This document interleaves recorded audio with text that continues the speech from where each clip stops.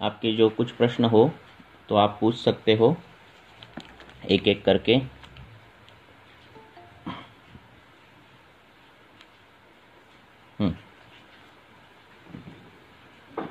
आपके जो भी कुछ प्रश्न हो या फिर कुछ केसेस हो आप पूछ सकते हो। मैं पूछूं पहली केस मेरी? पूछो। मैं मराठी में पूछती हूँ प्लीज, तो पूछो। अच्छी तरह से मैं पूछ सकूंगी। एक 18 वर्षाची मुलगी आहे. तिला अद्यापही रजप्रवृत्ती चालू झालेली नाहीये. तिची बर्थ हिस्ट्री अशी आहे की प्रीमॅच्युअर बर्थ आहे आणि तिच्या आईला तिच्या प्रेग्नन्सीच्या काळामध्ये वेट गेन अजिबात झालेलं नव्हतं. तिचा बर्थ झाला त्यावेळेस ती 1 किलो वजनाची होती. म्हणजे अशी पाहताना ती माझ्याकडे आली त्यावेळेस 18 वर्षाची, उंची कमी, वजन कमी, 35 किलो वगैरे, 33-34 किलो वजन असायचं. उंची पण साधारणतः 4 फूट वगैरेच आहे. आणि यूएजी केली तर त्याच्यामध्ये सिव्हिअरली हायपोप्लास्टिक युटेरस आणि ovary not seen may be hypoplastic अशी केस आहे. तर आता बर्थ वरनं तरी हे म्हणजे प्रेग्नन्सीच्या काळामध्ये आईचं अजिबातच वेट गेन झालं नव्हतं आणि शिवाय हिचं प्रीमॅच्युअर आणि अजिबात वेट पण 1 किलो वगैरेच होतं. तर या केसमध्ये त्याच्यानंतर तिची छोटी बहीण आहे, तिची पण हिस्ट्री आहे की ती 18 वर्ष होऊन गेल्यानंतर तिला मेन्सेस चालू झाले. आता ह्या मुलीच्या बाबतीत कसा विचार करावा? तो ये बाकी बोलो अजून काय? नहीं, हा प्रश्न है, बाकी कहीं नहीं. ठीक है, तो इनका प्रश्न जो है कि वो एक लड़की है 18 साल की और वो प्रीमेच्योर है जब वो उसका जन्म हुआ था तब, और जब वो पेट में थी माता के तो माता का वज़न नहीं बढ़ रहा था। और अभी जो वो मैडम के पास आई है वो ये कंप्लेंट लेकर आई है कि उसको रज प्रवर्तन नहीं हो रहा है ना, स्टार्ट ही नहीं हुआ। बराबर है? बराबर आहे. और तो अजून एक गोष्ट म्हणजे तिचे सेक्स कॅरेक्टर्स आहेत ते पण डेव्हलप झालेले नाहीये. ब्रेस्ट नाही डेव्हलप झाली किंवा प्युबिक एक्झिलरी हेअर नाहीये. आता ट्रीटमेंट चालू केल्यावर थोडे आले, पण काय विचार करायला पाहिजे, कसं पुढे जायला पाहिजे? तो अभी ये प्रीमैच्योर तो है और वातिक बीजदृष्टि है, और इससे क्या हो जाता है बच्चों की वृद्धि नहीं हो पाती। अब इसमें मांस धातु भी क्षीण रहता है, सभी धातुओं का बल क्षीण रहता है, अल्प बल रहता है। हम बहुत कुछ बड़ा फर्क नहीं कर सकते, सिर्फ हम भ्रूण चिकित्सा दे सकते हैं। और भ्रूण चिकित्सा में जो आपने जो चिकित्सा दी है कृषि की, उसमें आप शतावरी कल्प उसको चालू करो। मांस वर्धनार्थ जो द्रव्य है राजक्षमावे वो चालू कर दो। बालानाम अंगवर्धनानाम ऐसे करके घृत आए हैं, महामायूर घृत आया है, वो घृत आप चालू कर सकते हैं। ऐसे करके आप उसका बल बढ़ा सकते हैं। उसको पूरे बॉडी को अभ्यंग करने के लिए बला तेल, ऐसे ये तेल चालू कर दो। ऐसे करोगे तो उसकी जो रज प्रवर्तन है वो हो जाएगा। नॉर्मल जब होता है उससे थोड़े 4-5 साल ज़्यादा लगेंगे, पर हो जाएगा। आपके सामने आई हुई केस जो है वो कृश है, तो आपको ट्रीटमेंट क्या करनी है, स्थूल ही करनी है, उसको स्थूल ही करना है, भ्रूण ही करना है। ठीक है, तो मधुर रस सेवन, घृत जो उसके सिद्ध घृत जो है, वैसे जो घृत है जीवनीय घृत हो, तो ऐसे घृत उनको चालू कर दो। शतावरी जो है वो चालू कर दो। तो ऐसे चालू करोगे तो जैसे वो उसका भ्रूण हो जाएगा वैसे उसकी रज प्रवर्तन हो जाएगा। अब गर्भाशय की वृद्धि ठीक तरह से हुई नहीं है, ये सब चीज़ें हैं, वो भ्रूण के बाद अगर चेंजेस हो, गर्भाशय मांस का अवयव है तो ये बीज दृष्टि के कारण सब कुछ हुआ है, तो उसमें थोड़ा कम चांसेस रहते हैं। फिर भी आपने अगर मांस वर्धनार्थ योग राजक्षमा में जो दी है, सर्पी घृत है और वैसे योग अगर दिए आपने घृत, और शतावरी कल्प जैसे योग आपने चालू कर दे पेट में, तो मांस बढ़ने के लिए उसको अच्छा होगा, उसका सभी धातु उसके वर्धन हो जाएंगे, और फिर क्या होगा, भ्रूण होने के बाद उसकी रज प्रवर्तन चालू हो जाएगा। पर आपको टाइम लगाना पड़ेगा, उसमें सब्र रखना पड़ेगा। झट से होने वाली चीज़ नहीं है, ठीक है। ओके।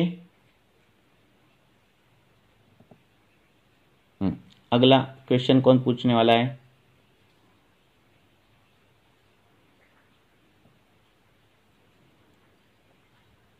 आवाज आ रही है मेरी? हाँ, अगला प्रश्न। हाँ हेलो सर। हाँ बोलो। नमस्कार सर। सर मेरे पास एक पेशेंट है सर, उसकी उम्र जो है एक मिनट। हाँ, ये क्या, एक क्वेश्चन जो है वो, एक मिनट इतना मैसेज में क्या कारण है जब गर्भाशय में माता का वजन नहीं बढ़ता? हाँ, वो वजन नहीं बढ़ पाता, इसके कारण बहुत गए, जैसे स्तन्य क्षय के कारण जो है। हाँ, क्या कारण है? शोक है, भय है, क्रोध है, हाँ, उपवास है, यही कारण है इसके माता का वजन नहीं बढ़ पाता। हाँ, तो ये कारण, बहुत कारण है, तो ये भी मुख्य कारण है। आगे। हेलो। हाँ सर, नमस्कार सर। हेलो। हाँ, मैसेज में से क्वेश्चन आप पढ़ के ही बताओ मुझे। हाँ बोलो, पूछो। सर मेरे पास एक 45 ईयर फीमेल पेशेंट है सर। उसकी जो है 4 साल पहले उसको पित्ताशय जो है निकाल दिया गया था। हाँ। और उसके बाद से उसको जो है पूरे बॉडी में से लाल लाल रेसेस और बहुत ज्यादा इचिंग होती है। हाँ। इचिंग के साथ जो पेन होता है सर। इचिंग के साथ क्या होता है? पेन होता है सर, दर्द होता है, वेदना होती है। हाँ।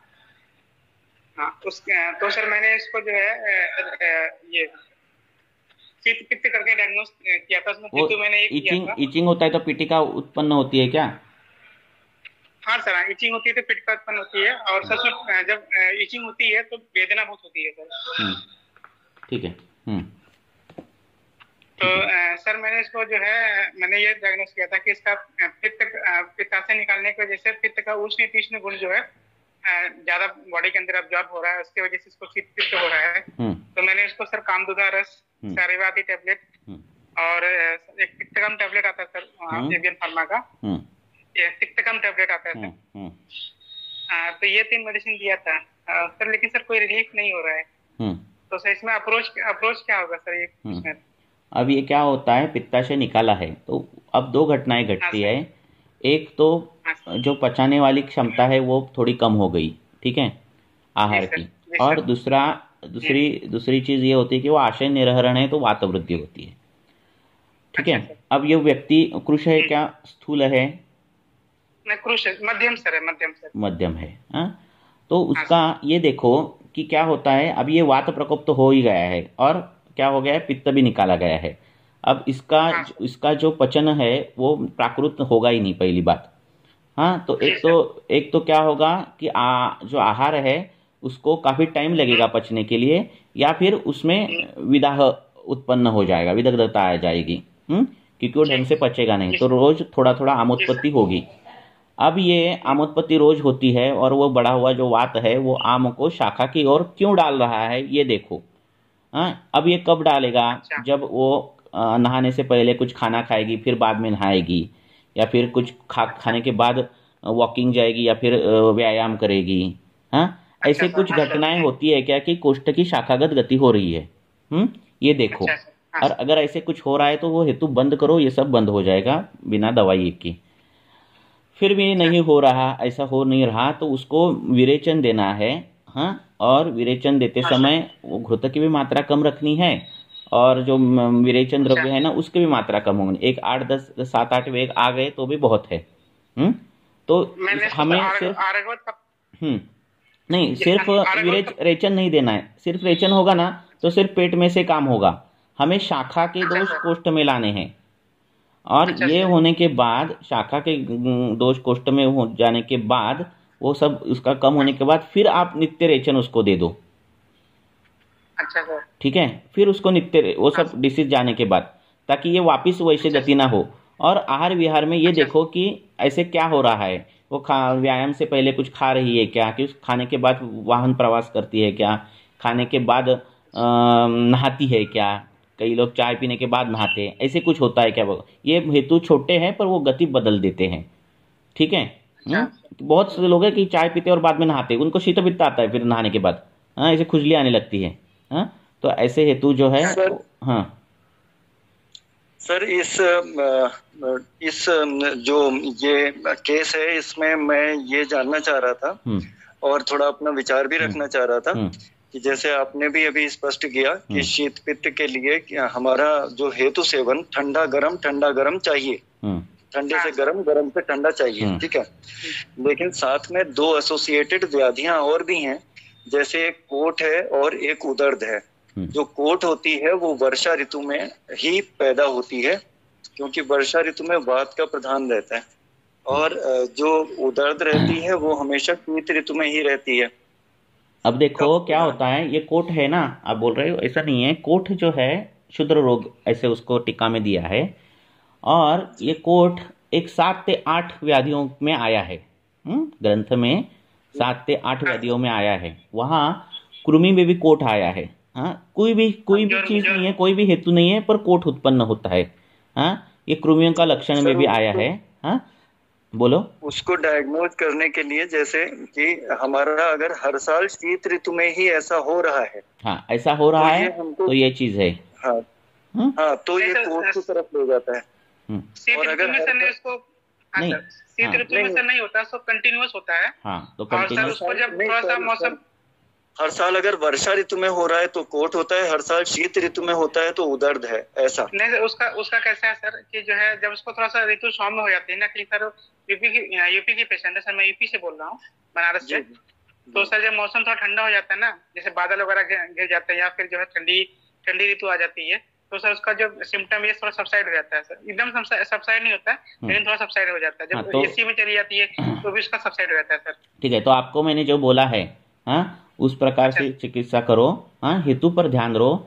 हेतु बहुत इंपॉर्टेंट है। हाँ, जो हम रुग्ण देखते हैं, हम रुग्ण देखते हैं मीन्स क्या देखते हैं, शास्त्रकारों ने क्या कहा है, क्या देखो, तो दुष्यम देखो, देश देखो, बल देखो, काल देखो, ये सब देखना है ना। अनलम प्रकृति वयः, ये सब देखना है ना। सत्व भी देखना है, हाँ, साथ में भी देखना है उसको। कई लोगों को एखादा पदार्थ है वो असाथ में रहता है और वो पहले से ही रहता है, तो ये भी देखना है। तथा आहारम अवस्थाश्च पृथक विधा, वो अवस्था भी है, उनको भी पृथक रूप से देखना चाहिए हमें। और इतने बारीक तरीके से हमने देखा, सूक्ष्म समीक्षा ही, अगर ऐसे ही सूक्ष्म तरीके से हमने अगर देखा, और फिर दोष औषध निरूपण है, उसके बाद हमने उसका दोष निश्चित किया और औषध उसी मात्रा में दिए, तो क्या होता है, यो वर्तते चिकित्सायाम न स्खलति जातुचित, वो चिकित्सा फिर there is a less chances of failure.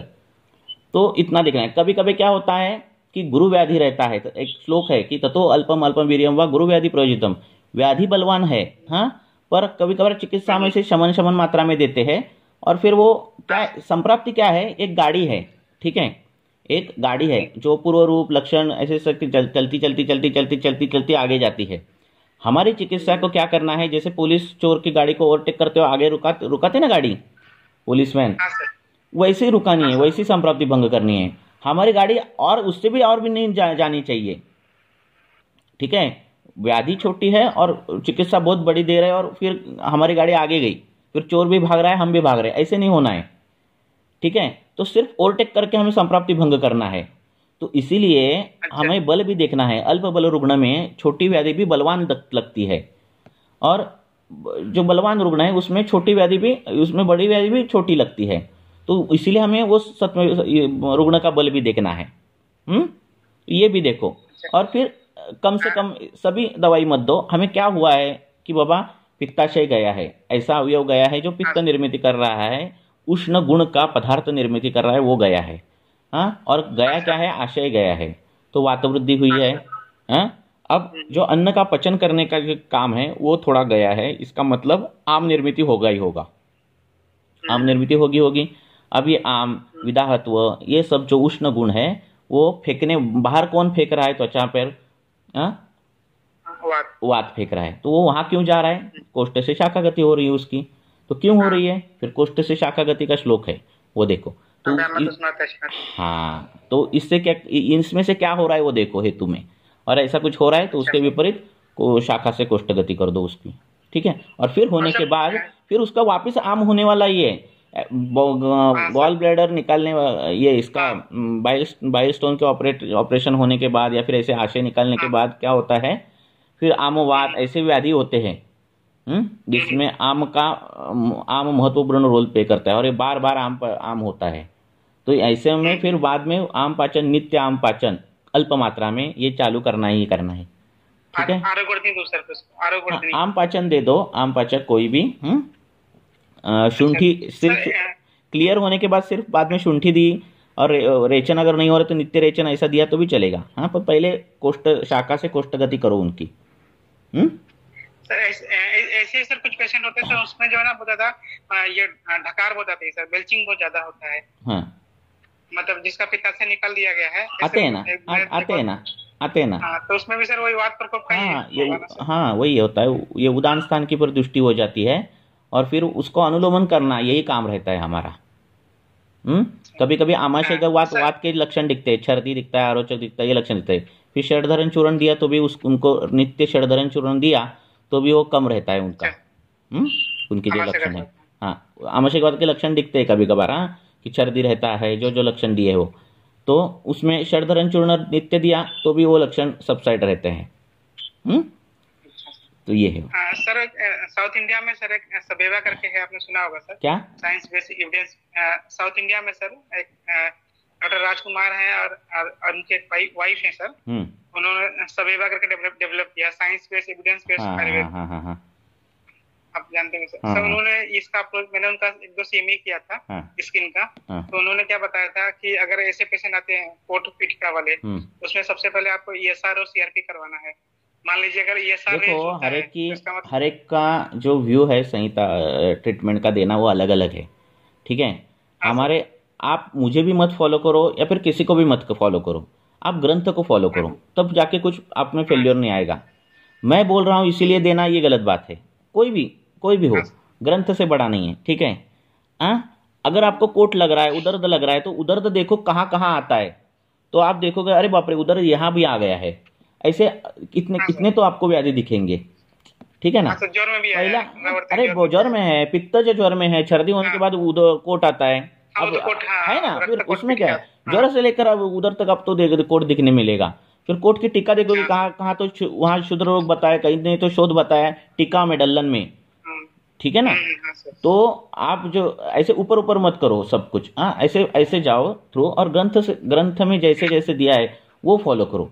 चाहे टाइम लगेगा आपको, 1 साल लगेगा, 2 साल लगेगा, 3 साल लगेंगे, पर जिसको आप फॉलो कर रहे हो वो इंसान आइडियल है, ग्रंथ। ठीक है ना। और फिर आयुर्वेदिक पैरामीटर में सब कुछ आपको आ गया। आयुर्वेदिक पैरामीटर में आपकी केस हो गई, आपका निदान। फिर एक्स्ट्रा नॉलेज के लिए मैडम जो मॉडर्न पैरामीटर्स है उसकी पढ़ाई करो। ठीक है ना, बराबर है? ठीक है, थैंक यू सर। हाँ, बोलो। और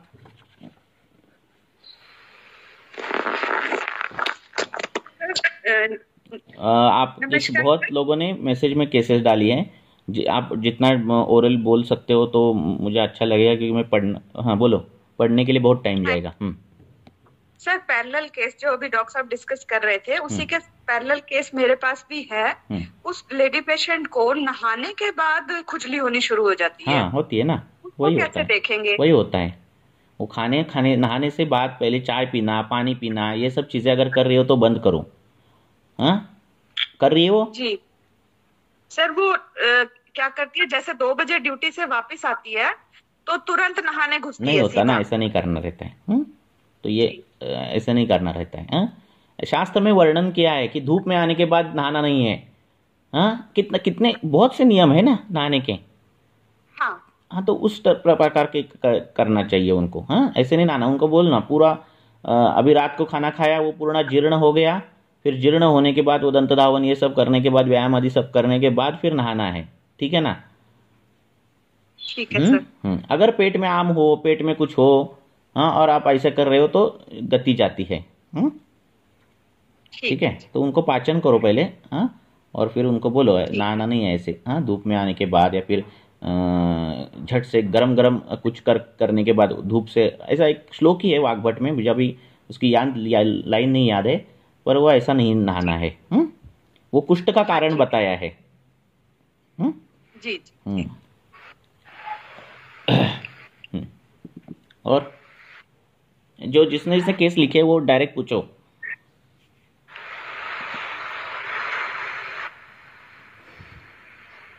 मेरा एक प्रश्न है, एक लेडी है, वो 65 ईयर ओल्ड है और उनको बचपन से ही स्टमक डिस्टर्ब रहता था और अभी प्रेजेंट में उनको कंप्लेन है कि उनको नींद नहीं आती है और नाइट हार्स में ही खाना खाने के बाद, जैसे खाना वो लगभग 6 या मैक्सिमम 7 बजे तक खा लेती है, जैनी है, तो खाना खाने के बाद ही उनको काफी फाटिंग रहती है, गैस बहुत पास होती है। तो ऐसे केसेस में उनका चेहरा भी जो है वो पूरे फेस के ऊपर पिटिंग है, मतलब खड्डे खड्डे से हैं, दाग बहुत है उनको। तो ऐसे केसेस में हम क्या कर सकते हैं? और जैसे अभी मैंने बताया उनको नाइट हार्स में ही मतलब फाटिंग ज्यादा रहती है, तो उनको लेग में भी हल्का हल्का पेन रहता है, लेकिन शिफ्टिंग पेन रहता है। यू कांट से कि उनको जॉइंट में पेन रहता है। उन्होंने बस्ती ली क्या? नहीं, अभी कुछ भी नहीं लिया सर। हाँ, तो बस्ती चालू कर दो उनको। सर बस्ती का अगर कोई यहाँ पे कोई प्रोसीजर करवाने का कोई सिस्टम ना हो तो क्या कर सकते हैं? देखो, इन्होंने कभी आयुर्वेदिक कुछ ट्रीटमेंट ली नहीं है ना अभी तक तो। लिया है सर, वो उनका हैबिट क्या है, कोई कुछ भी बता दे तो वो लेती रहती हैं। जैसे अगर किसी ने सोंठ का पानी बता दिया तो वो उसको कंटिन्यू रखेंगी। अगर किसी ने सौंफ और मिश्री चबाने के लिए बोला है, अदरक खाने के लिए बोला है, ये गैस पकड़ना जो है, हम उसको आधमान बोलेंगे। तो ये जो आधमान बोलो, आटो बोलो, हाँ, तो ये जो गैस पकड़ना है ये किस किस चीज़ से होता है? तो एक तो बहुत तीखा खाने के बाद, तीखा खाने वाले लोग हैं उनमें होता है। दूसरी जगह बहुत कम खाने वाले लोग जो रहते हैं, हाँ, प्रमिताशन, हाँ, जिसमें मलाई कम बनता है, उसमें भी होता है ये। तीसरा, अवरोधजन्य संप्राप्ति कुछ हुई है क्या? अर्श, हाँ, या फिर अर्श है सर, उसको अर्श है। हाँ, फिर अर्श की ट्रीटमेंट देनी चाहिए, तभी उसका वो सब जाएगा चीज़ें। अगर अर्श है उसमें तो कुछ बाकी की चीजें है ही नहीं करनी है आपको, आपको अर्श ही ट्रीटमेंट करनी है। मैं अर्श का ही ट्रीटमेंट दे रही हूँ उसमें, और कुछ कोई गैस के लिए मैं उसको ट्रीटमेंट नहीं दे रही हूँ। अशोकनी वटी चल रही है उसकी, कांचनार गुगलू चल रहा है, और वो खाना बहुत कम खाती है क्या? वटी चल रही है सर, बहुत कम नहीं खाती, नॉर्मल खाती है, दिन में 2 बार खाती है वो। एक टाइम फ्रूट रहता है उसका। उसको बस्ती देनी पड़ेगी। अगर वायु उसका बहुत बढ़ रहा है, वहाँ रुक्ष गुण, आकाश महाभूत ज्यादा हो रहा है, तो आपको वहाँ गुरु गुण डालना पड़ेगा, स्निग्ध गुण डालना पड़ेगा, तभी वात का शमन होगा। और उसका एज भी ज्यादा है ना, एटलीस्ट मात्रा बस्ती तो चालू करनी चाहिए। अगर अर्श कम हुआ है, अगर अर्श में अभी दर्द नहीं है तो ही, हाँ, नहीं तो क्योंकि अर्श भी अनर्ह है बस्ती के लिए। अर्श में उसको पहले भी दर्द नहीं था सर, और अभी भी दर्द नहीं है, लेकिन एक्सटर्नल पाइल्स है उसको, मस्से फूल जाते हैं। अगर कैथेटर डालते समय उसको दर्द नहीं हो रहा है तो उसको मात्रा बस्ती चालू कर दो, और अर्श की ट्रीटमेंट कंटिन्यू करो। अर्श की ट्रीटमेंट करनी चाहिए, क्योंकि अर्श में ही है बाकी के सब लिखा है कि बाद में वजन कम होना है, गैस फूलता है, जो व्यंग है ना, मुख पर व्यंग है, अर्श में आया है, ठीक है ना। तो ये सब बाकी के सब अर्श का ही है सब कुछ। हाँ, ये बहुत बड़ा व्याधि है, हाँ, क्योंकि इसका उदावर्त जो है वो फिर समान से लेकर अपान से लेकर समान, व्यान, उदान तक हर जगह जाता है। और फिर उदान तक प्रतिशय की भी हिस्ट्री मिले तो हम लोग पहले अर्श का ही ट्रीटमेंट, अर्श का ही करना ही चाहिए ना, अर्श का ही करना चाहिए, अर्श ही करना चाहिए। जहां से स्टार्ट है उदावर्त, वहां की पहली ट्रीटमेंट, वो व्याधि मुख्य व्याधि है। फिर उदान ये हो गया ना, तो फिर उसकी कांति जाती है, ठीक है ना। तो इसीलिए ऐसा करना है उसको। हाँ, अगर बस्ती की जरूरत है और कुछ नहीं तो बस्ती ही करना पड़ता है। हाँ, जिसकी जरूरत है वही करना। आप ऊपर से कितना गुरुता डालोगे, है ना, वो पचन करना चाहिए ना। हाँ, मधुर सेवन उसने अगर ज्यादा ले लिया तो उसको अभी सेज में मंदाग्नि है ना। तो मात्रा बस्ती चालू करो, मात्रा बस्ती सूट नहीं हो रहा है तो गुद पिचू चालू करो, पर वहाँ स्निग्ध गुण जाना चाहिए, गुरुता जानी चाहिए। हाँ, तब जाके उसका वायु जो है निर्मिति वो कम हो जाएगी। बस्ती क्या एरंड तेल से शुरू करें, सेंधवादी एरंड तेल से शुरू करें, या मात्रा बस्ती दे दो, नहीं तो अनुवासन ज्यादा देना है, 2-3 अनुवासन और 1 निरोह, 2-3 अनुवासन ऐसा करना है, ज्यादा निरोह नहीं देना है। हाँ, हेलो सर। बोलो। हाँ जी सर, जैसे आपने बताया कि धूप सेवन के बाद जैसे घर जाती है कोई ऐसी महिला तो उसको नहाना नहीं चाहिए। तो अगर किसी पेशेंट को रात की टाइम ही ऐसे थोड़ी जैसे खारिश स्टार्ट हो जाती है या सुबह उठते साथ स्टार्ट होती है क्या? तो उसमें हम क्या समझेंगे? क्या क्या होता है सर? जैसे स्किन पे सर जैसे उसको मतलब खारिश इरिटेशन स्टार्ट होती है, जैसे अभी क्वेश्चन पुट किया था ना। देखो आप जो कुछ प्रश्न पूछ रहे हो ना वो लक्षण ओरिएंटेड एक ही पूछ रहे हो। हमारा काम है हेतु देखना है ना। खुजली कब होती है, कौन से काल में होती है, कौन से ऋतु में होती है, ये आपको पूछना है। होती क्या है? खुजली होती है। खुजली कब किससे होती है? वही मैं पूछ रहा हूँ, आपको पूछना क्या है? रात को 10-11 बजे होती है और सुबह उठते सार होती है। तो ये वात का काल रात का है, सुबह का काल कफ का है। तो ये देखना है। फिर किससे कम होती है खुजली, ये देखो। फिर हेतु क्या उसके घटे हैं वो देखो। पूरे हेतु अगर देखोगे तो आपको पता ही चलेगा किससे हो रही है। पहला काम है हेतु बंद करना। आधी चिकित्सा तो हेतु बंद होने के बाद ही होती है, ठीक है ना। अगर खुजली करने वाला कोई हेतु चालू है और आपने हेतु बंद कर दिया तो ट्रीटमेंट की जरूरत है नहीं है। नहीं सर, इसमें हेतु उसका कुछ नहीं है, मतलब ऐसे जैसे खाना खाती है तो उसके हेतु कुछ नहीं रहता। देखो सुबह अगर पेशेंट उठ गया तो क्या बताया है ना, कि उठने के बाद आपको क्या करना है कि रात का खाना पचा है क्या नहीं पचा है उस पर ध्यान देना है, ठीक है। कभी कभार रात का खाना नहीं पचा होता है, ठीक है।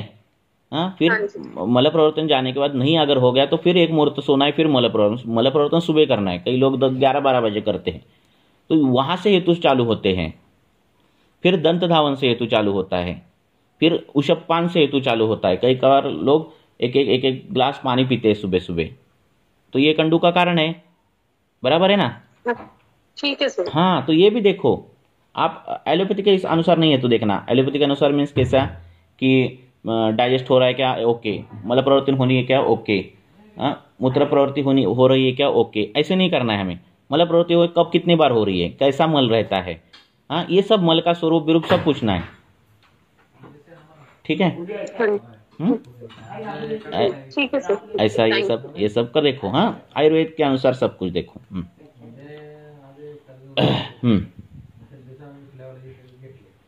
बोलो अगला प्रश्न किसका? हेलो। जो मैसेज बॉक्स में डाल दिए है प्रश्न वो पूछ सकते हो, कोई भी पूछो।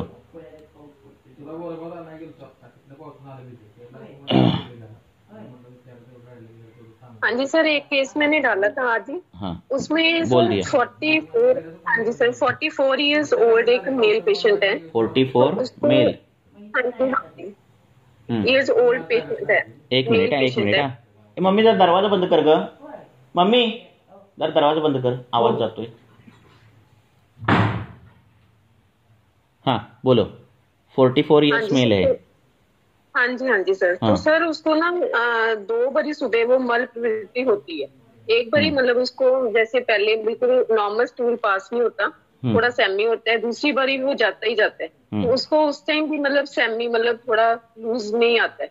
तो कुछ भी खाने के बाद उसको थोड़ी एब्डोमिनल डिस्टेंशन भी होती है, और रात को वो खाना इतना ज्यादा खाते हैं मतलब तो उसके बाद तो उसका टाइट हो ही जाता है।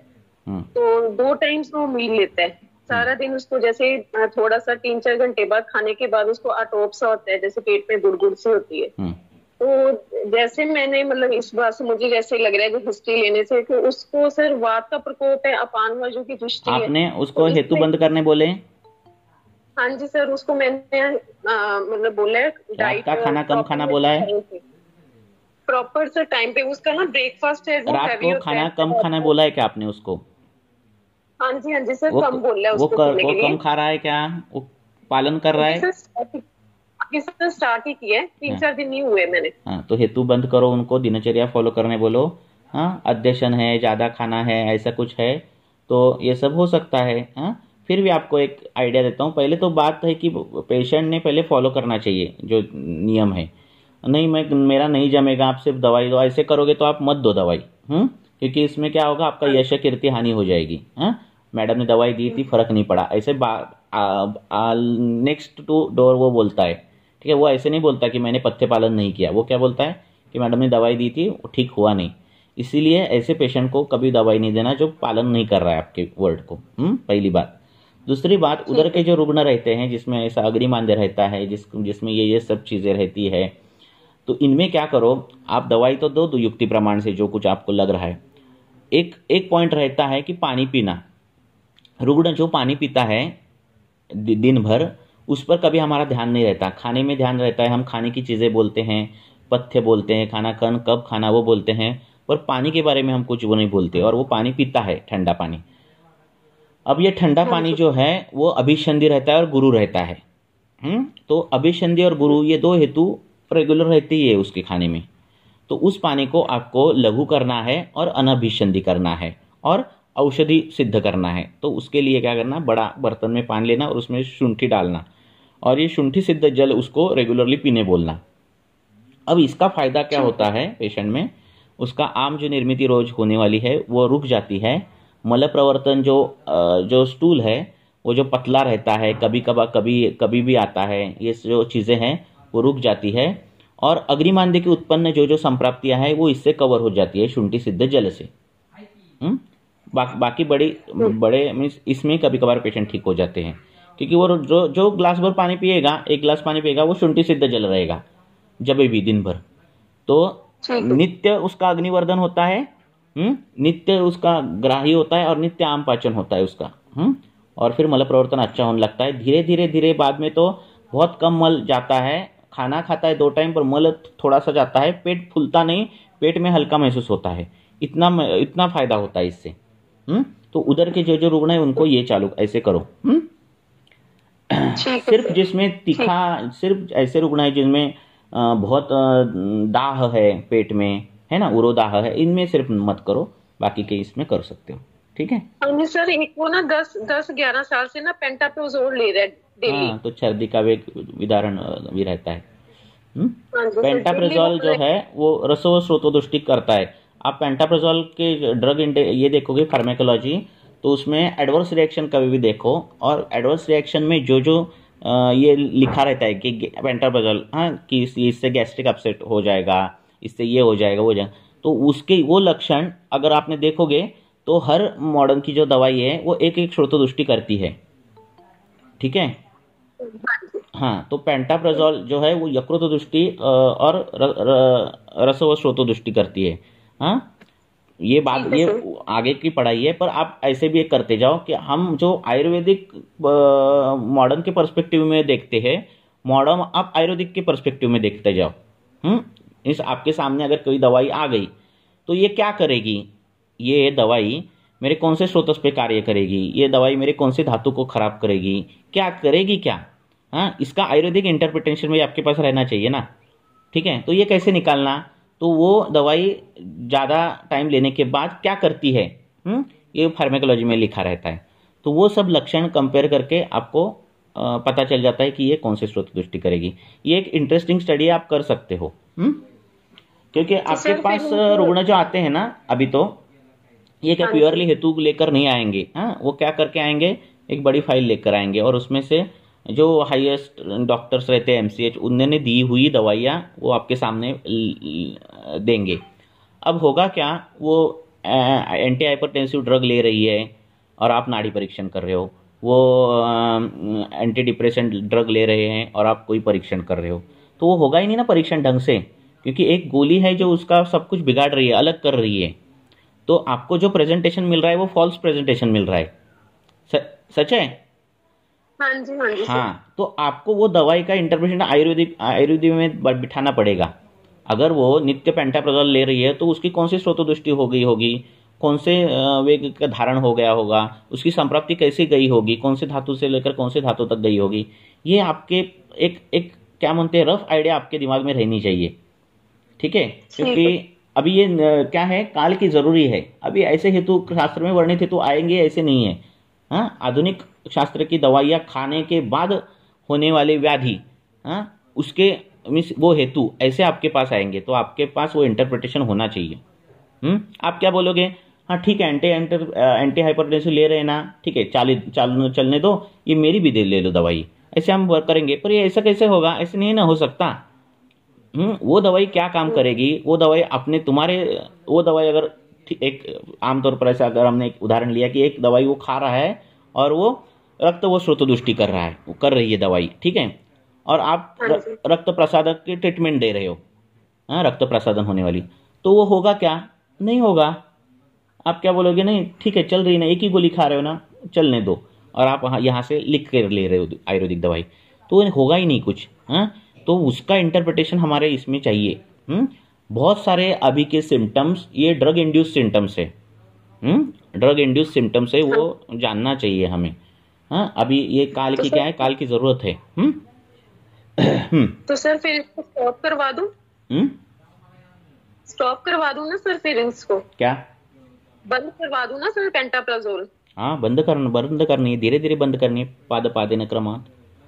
अभी आदत लग गई ना, शरीर को साथ में हो गया है। अभी वो प्रोटॉन पंप जो क्या है वो इनिबिट उसके गोली के वजह से हो रहे हैं, ठीक है ना। अभी वो झट से बंद करोगे तो हाइपर एसिडिटी आएगी, इतना उद्रिक्त पित्त बाहर आएगा, है ना, ठीक है ना, तो उसका भी विचार करके रखो। तो सर जो जल आपने बताया है शुंठी से, तो वो स्टार्ट करवा दूं? चालू कर दो। ठीक है। तो सर इसको ऐसे पेशेंट को कोई स्नेहिक विरेचन देना चाहिए, घृत वगैरह संस्लेहन करके विरेचन देना चाहिए? नहीं, अभी पहले ये सब उसकी जो ये हैं वो पहले ठीक करो। पहले से ही उधर की कंप्लेंट है, ऐसे लोग तो ज़्यादातर साइकोसोमेटिक रहते हैं। उनको कभी भी दे दो पेट की दवाई, बोलते नहीं ठीक हुआ है पर इतना कुछ ठीक नहीं हुआ है, वो कभी सेटिस्फाई नहीं रहते। तो उनको ये सब, तो उनको वो भी चीज़ें उन ध्यान में रखो। उनको खुद उनका कैसा है, उनकी दवाई सिर क्या बोलते हैं ब्रेन से जाएगी उनके उधर में, तो उनको प्रोग्राम करके दवाई देनी कि ये 10 दिन की दवाई 10 दिन में ऐसा ऐसा होगा बोलोगे ना, तो वैसा होता है उनमें, ठीक है ना। तो पर ये नहीं कम होगा, ऐसे बोलोगे ना तो वो नहीं कम होता ज्यादातर पेशेंट में। तो उनके ब्रेन प्रोग्राम करना है, देखो 15 ही दिन दवाई लेनी, ऐसे बोलोगे तो वो उनमें ज़्यादा वो ये आता है कि हाँ ये दवाई 15 ही दिन में मुझे खत्म करनी, ऐसे प्रोग्राम करना है। बोलो। ये पेशेंट ना थोड़ा हफ्ते में 1-2 बार ड्रिंक भी करता है। हाँ, ड्रिंक भी करता है सर, हफ्ते में 2 या 3 बार। तो बंद करो बोलो आप उनको।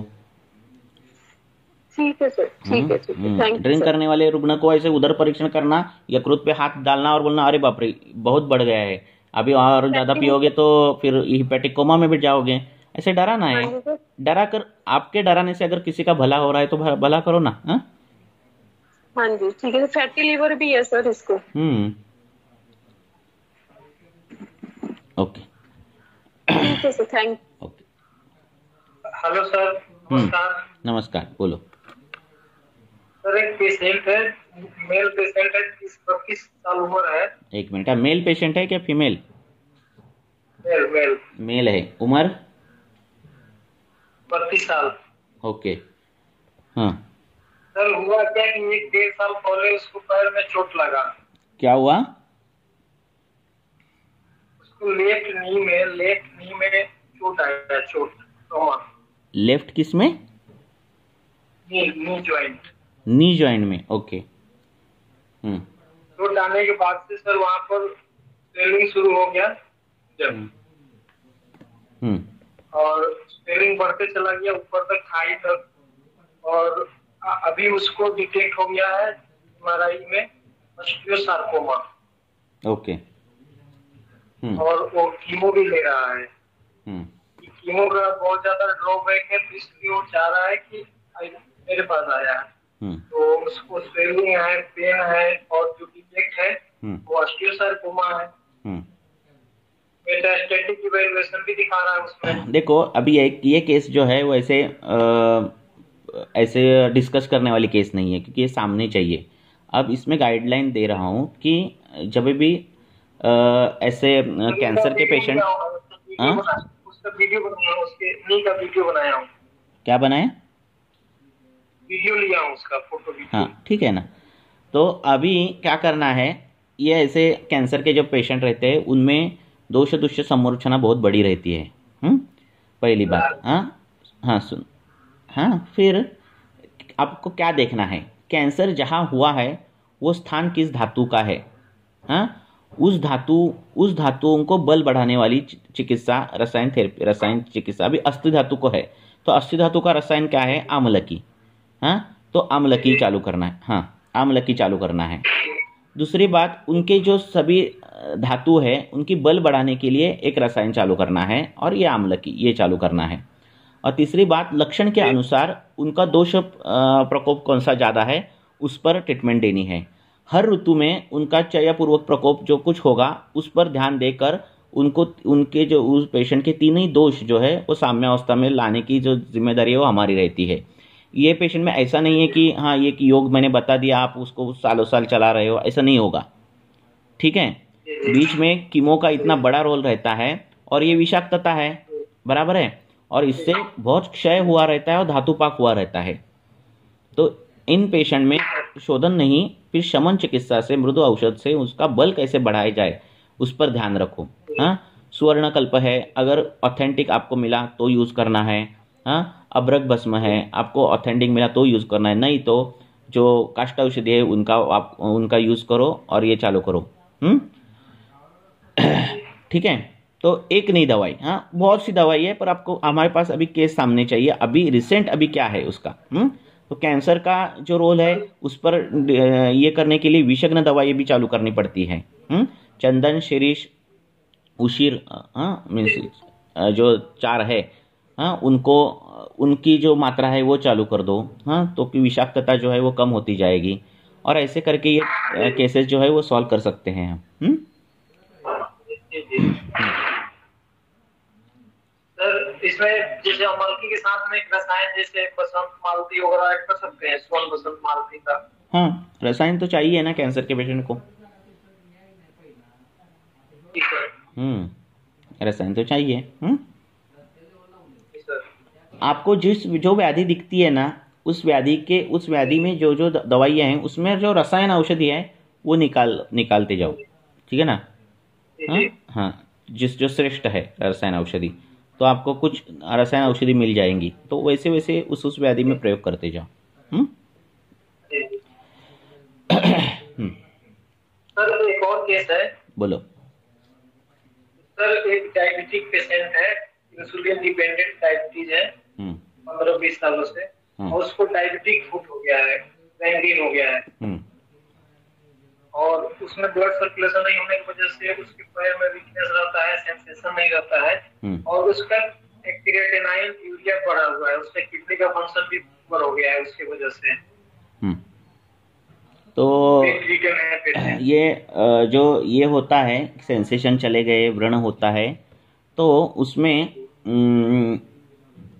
एक त्रिफलादि योग है, हाँ, प्रमेय में आया है और कुष्ठ में आया है और उसमें ब्राह्मी है, देखो। तो वो योग चालू करना है, चूर्ण है वो चालू करना है। अब रही बात व्रण की, अगर व्रण सूखा है, उसमें क्लेद नहीं है, ऐसा कुछ है व्रण, तो उसका मांसवर्धन करने के लिए, वहाँ के धातु वर्धन करने के लिए आपको जीवनीय गणसिद्ध तूप, नहीं तो यष्टि मधु सिद्ध घृत जो है वो उसको लगाना है, अगर क्लेद भी नहीं हुआ तो। अगर क्लेद है तो उसको व्रण शोधन पहले करो, व्रण शोधन अच्छा होने के बाद व्रणारोपण करो, व्रण की पथ्य उसको फॉलो करने बोलो। अभी इंसुलिन हम कुछ बंद नहीं कर सकते, अभी वो चालू ही रखना है, पर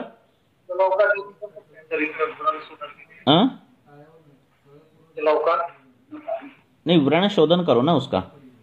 अगर पाकावस्था है, वहाँ व्रण में आरक्त वर्णता है, बहुत वूजिंग हो रहा है, गंदा स्मेल आ रहा है, ऐसा कुछ हो रहा है तो जलो का लगाओ, हाँ, ऐसा कुछ हो रहा है तो पाकावस्था उधर की रुक जाएगी, हाँ, और शरीर में जो योग बताए वैसे योग चालू कर दो, तो वहाँ सुक्ति जो है वो जाएगी, चली जाएगी, और बाकी के सब ये उसमें ब्राह्मी है, पटोल है, त्रिफला ऐसे चूर्ण है, तो वो चालू करो। Okay sir, thank you.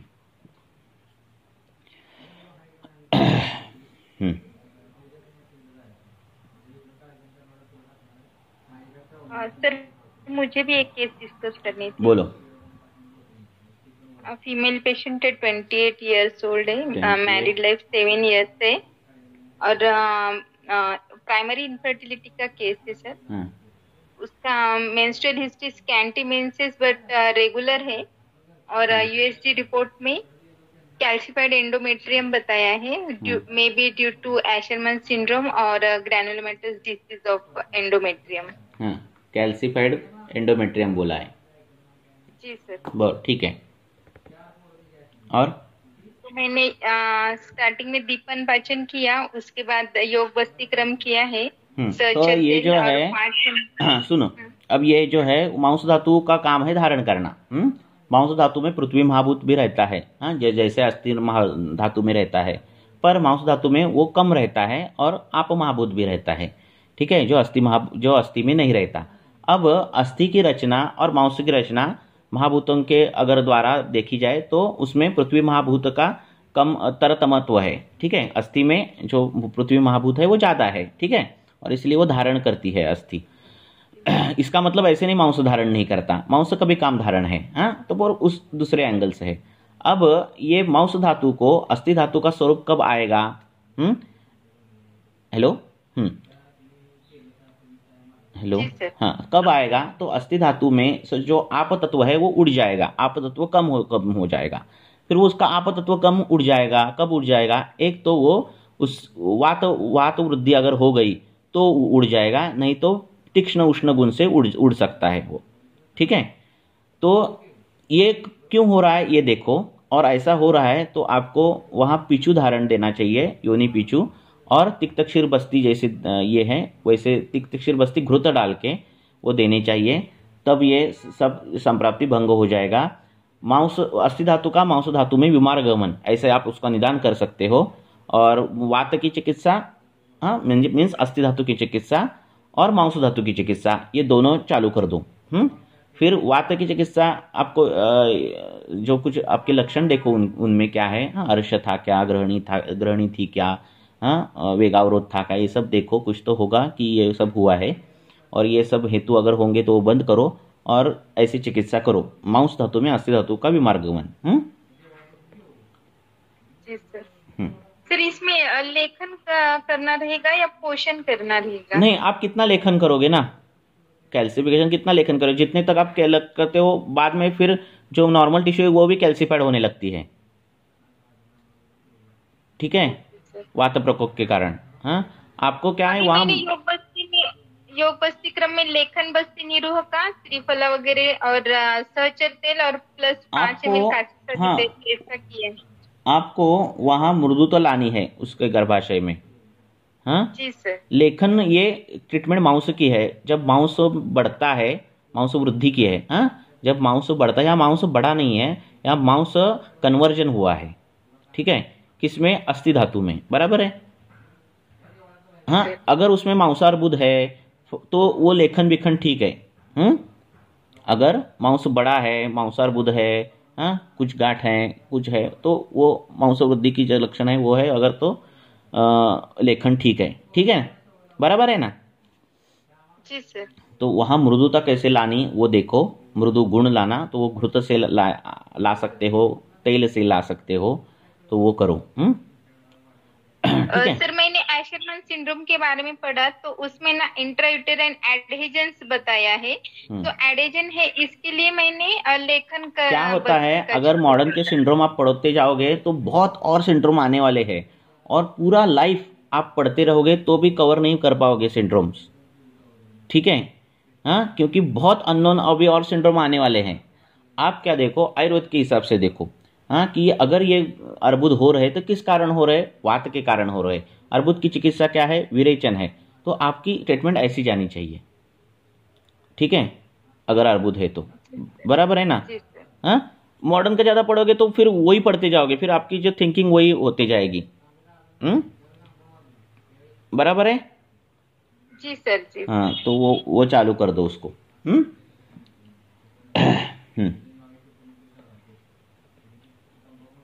Ovarian cyst रहती है, उसमें भी मांस धातु का ही तो वहाँ वृद्धि है ना? पर हेलो, वहाँ वृद्धि है, पर हुई किसकी है? वायु से हुई है। तो उसकी ट्रीटमेंट विरेचन ही होती है मूलतः। क्योंकि ये वायु ही कर देता है, मांस में जाता है, मेद में जाता है और बुड़बुड़े पैदा कर देता है। ये वायु ही करेगा, बाकी कौन करेगा? वो दोनों तो शांत है, है ना, ऐसा है। तो उदावर्तित वायु रहता है या फिर सर्वांगगत वात प्रकोप का किससे कुछ तो रहता ही है उनमें, और इससे वो हुआ रहता है। रजचर्या पालन नहीं करना, वेगावरोध करना, ऐसे बहुत से हेतु रहते हैं। रिपीटेड एबॉर्शन, ये सभी वायु वात प्रकोप के हेतु है। तो इससे हो जाता है सब कुछ। हाँ,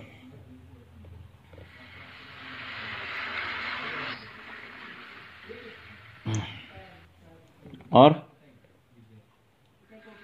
हेलो। हाँ बोलो। सर नमस्कार। नमस्कार, बोलो। सर एक पेशेंट है, मेल 35 ईयर्स ओल्ड, और खालित्ता और पालित्ता है सर उसमें ना बहुत ज्यादा। और सर पेशेंट का प्रकृति पित्तजन्य वातज है। तो उसने एक बार विरेचन भी किया था पहले, और यष्टि मधु वगैरह मिल के भी ले रहा था, लेकिन वो पित्त उसका बहुत कम ही नहीं हो रहा। उसको बहुत स्वेटिंग भी होता है। तो इसमें क्या कर सकते हैं सर? हाँ, तो उसका पित्त क्यों नहीं कम हो रहा है वो देखो हेतु। खालित्य पालित्य किससे होता है? अगर ऐसा देखा जाए तो सुश्रुत ने भी एक संप्राप्ति बोली है कि काम शोक ऐसे अगर चीजें हो तो सिर्फ हेतु से ही नहीं होगा। तो काम शोक ऐसे हो तो वात जो है वो उष्णता जो है, उष्ण गुण है, वो सिर के ऊपर लेकर जाता है। ठीक है, और ये संप्राप्तियां कभी कभार घटती है। तो ये है क्या, वो भी देखो। हम वैद्य है ना, तो हमें पूरे सभी एंगल देखने चाहिए। हमें ये नहीं देखना है अरे तीखा नहीं खाता तो ठीक है, फिर कैसे हो रही है इतनी हीट, ऐसा इतना सिंपल क्वेश्चन नहीं हमें पूछना चाहिए। हमें पूरा का पूरा सब कुछ देखना चाहिए।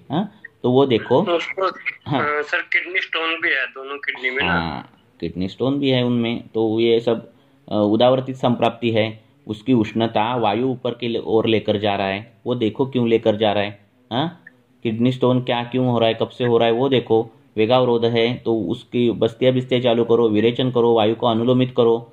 ठीक है, सिर्फ तीखा बंद करना, ये बंद करने के बाद पित्त अगर कम होता तो क्या फिर दुनिया का सबका पित्त हमने बंद किया होता है ना, उष्ण गुण है ना, सभी ठीक हो जाते थे, ऐसा नहीं है ना।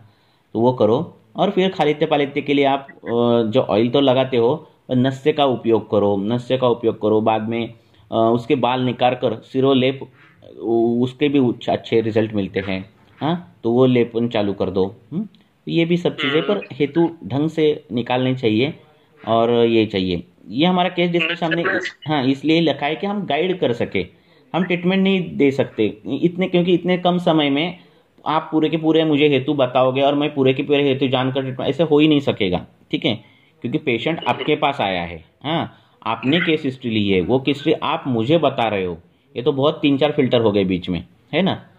तो हम सिर्फ गाइड कर रहे हैं। तो खालित्य पालित्य की संप्राप्ति सिर्फ पित्त गुण के उष्ण बढ़ने से ऐसे नहीं होती, तो ऐसे भी होती है। तो ये भी चीजें देखो। अगर कुष्ठ भी हो तो भी खालित्य पालित्य दिखता है। बाल झड़ना, ये कृमि के लक्षण बताए गए हैं। तो हर टाइम बाल झड़ना पित्त से ही होगा ऐसे नहीं है। तो कृमि का भी विचार है तो वो भी करो।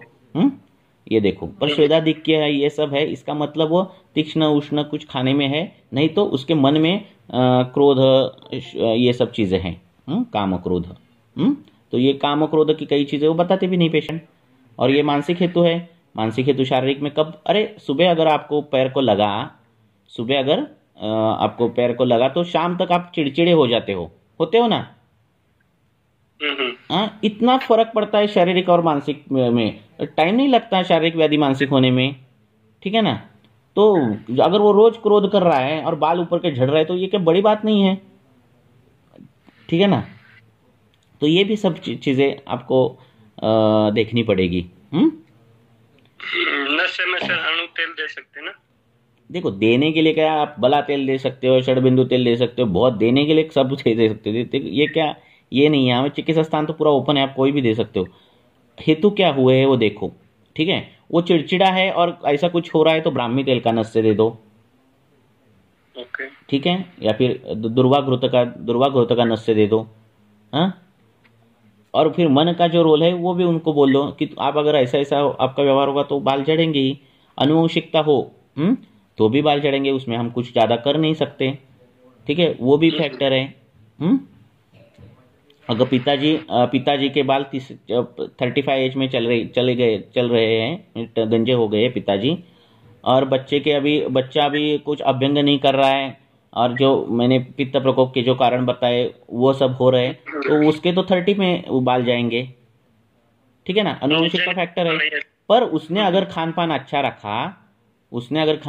रखा, अभ्यंग से लेकर जो केश के जो है विषय है वो सब कुछ ठीक ठाक रखे, तो जो पप्पा जब 35 में गंजे हुए हैं तो ये 45 में होगा, पर होगा है ना। हाँ, शायद नहीं भी होगा, पर होने के चांसेस है, पर 45 में होगा। ठीक है, तो ये अनुवंशिक रहता है। पर इसने अगर खान पान अच्छा रखा तो उसका बेटा जो है वो जो होगा, तो वो गंजा नहीं होने के चांसेस ज्यादा है, क्योंकि वो बीज दृष्टि गई ना गंजापन की। ठीक है ना, तो ये जो अनुवंशिकता है वो जाती है, पर ऐसे एक जनरेशन पर काम करना पड़ता है। Thank you sir. ओके। बीज दोष मीन्स क्या होता है, शरीर के जो अवयव है, सभी अवयव उसके सूक्ष्म रूप में वो बीज में रहते हैं, और वो अवयव खराब हुआ रहता है, और वो क्या करता है, वो अगले जनरेशन में वो जाता है। अब अवयव, अब देखो, एक बाबा इंसान है और उसको व्याधि है, कुछ त्वचा विकार है, मांस दृष्टि बहुत कर रहा है, मांस दृष्टि है, तो उसके बीज अवयव में मांस धातु की विकृति आ गई। अब होता क्या है, जब वो बच्चा होता है, बड़ा होता है, और उसने अगर मांस दृष्टिजन्य आहार विहार किया, तो त्वक विकृति होने के चांसेस उसमें ज्यादा रहते, क्योंकि पहले ऑलरेडी फैक्टर है उसमें कवैगुण्य। ठीक है ना, तो वो हेतु झट से उसका व्याधि बल बढ़ाते हैं, और झट से व्याधि हो जाता है। तो कई लोग रहते ना, सालों साल स्मोकिंग करते, उनको फेफड़ों को कुछ नहीं होता, बराबर। ऐसे लोग देखे आपने, पूरी उम्र जाती है मद्यपान में, तो लीवर एकदम अच्छा रहता है, और कईयों ने एक साल अगर ड्रिंक किया और लीवर में खराबी आ गई, होता है ना ऐसा। ये चीजें है, तो माता पिता से आने वाले गुण भी है, वो भी बहुत मायने रखते हैं। ठीक है, okay sir, okay, thank you. ठीक है, और एक केस लेंगे और रुकेंगे हम। पूछो, कल भी डिस्कशन करेंगे हम। और एक केस है, तो पूछो।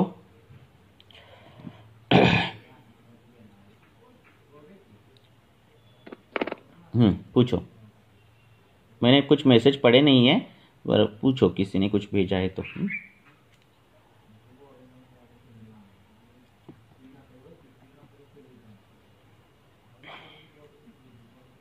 तो कभी कभार पेशेंट भी बोलते हैं ना डॉक्टर को, कि चैलेंज करते, देखो मैं तो इतने सालों से पी रहा हूँ, मुझे नहीं कुछ हो रहा है ना, तो है ना। और कई ऐसे फ्रेंड को लेकर आते, देखो ये तो अभी और इसको हुआ, और मैं तो इतने सालों से पी रहा, अरे उससे कुछ नहीं होता, ऐसे बोलते ना। तो इनको ये कार्य कारण भाव बताना है आपको, क्यों नहीं आपको हो रहा है। हाँ, ये और पूछो।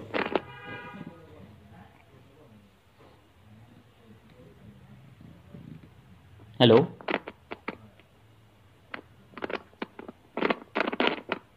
बोलो, कौन पूछ रहा है? ज्योति मैडम पूछ रही है, बोलो, पूछो।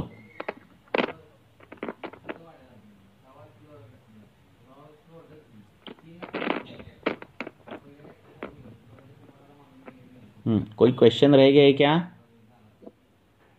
क्वेश्चन में? सर बोलो। एक पेशेंट का ना विजडम टूथ निकाल दिया था ना वहां से, तो उधर की साइड में अभी सेंसेशन बहुत कम है, और जिह्वा में भी सेंसेशन बहुत कम है। तो यहाँ पे हम बर्निंग है, और वहाँ पे तो वहाँ रक्त प्रसादन करना है उसको। रक्त प्रसादन, रक्तपाचक, अनंता, ये सब जो द्रव्य है ना वो देने हैं। तो उसका सेंसेशन बढ़ जाएगा। वो जो गम है वो मेद, रक्त और अस्थि की बनी रहती है। और रक्त दुष्टि होने के बाद क्या होता है, सेंसेशन जाता है। ये कुष्ठ में दिया है ना, दिया है ना कुष्ठ में। तो फिर उसके ट्रीटमेंट में रक्त की ट्रीटमेंट दी है। तो उसको रक्त की ट्रीटमेंट दो, नहीं तो जल का उच्चारण एक बार करो उधर का। गंडूस तो मैंने बोला था सर, गंडूस के लिए। गंडूश करो, रक्तमोक्षण करो। गंडूश करना हो तो रक्तप्रसादक तेल से गंडूश करो, ठीक है। Okay okay, thank you sir. Okay.